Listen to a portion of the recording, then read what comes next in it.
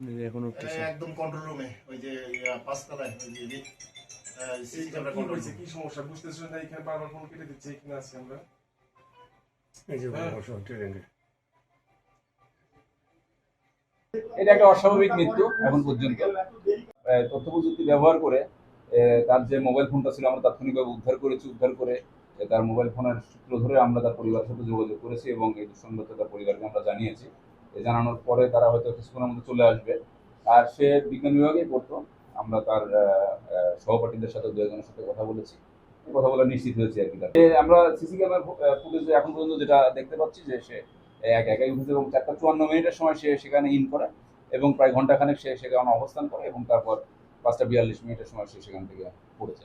সত্যি কার্যক্রম এখন যে আসলে এটার সাথে কতটুকু ক্রাইম রিলেটেড আছে, কতটুকু অপরাধ আছে সেটা জানার জন্য আমরা পিবিআই এবং সিআইডির যে দল আছে তাদেরকে ডেকেছি এবং তারা এসে এই সুরতাল করবে। পরবর্তীতে আমরা পোস্টমর্টমের জন্য এই মেডিকেল কলেজে কিছুক্ষণ আগে এসে যেটি দেখেছি যে এখানে হাজার হাজার মানুষ জড়ো হয়েছে। তবে পুলিশ যেটি বলছে যে একজন নারী 30-35 বছর বয়স হবে। তবে পুলিশ আরেকটি কথা বলেছে যে একটি আইডি কার্ড তার পাওয়া গেছে, সেই আইডি কার্ডে বাড়ি দেওয়া আছে কুমিল্লা। এই কথাটি এখানকার মহানগর পুলিশ জানিয়েছে।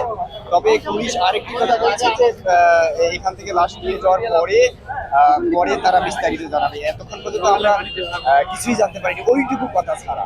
আর দেখতেছেন যে নর্থ ভিউ হোটেল লজ, এক একজন এক এক কথা বলতেছে। কেউ বলছে যে হোটেল লজ 2-এর 5 তলা থেকে লাফ দিয়েছে, কেউ বলছে 4 তলা থেকে লাফ দিয়েছে।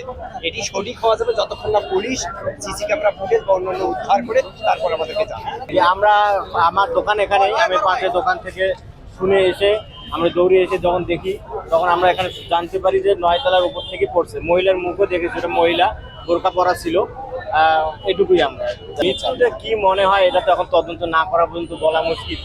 এটা কি আত্মহত্যা নাকি সুইসাইড নাকি যে কেউ মেরে ফেলছে সেটা তো এখন আমরা বলতে পারি। এটা অবশ্যই তদন্ত করলে জানা যায়।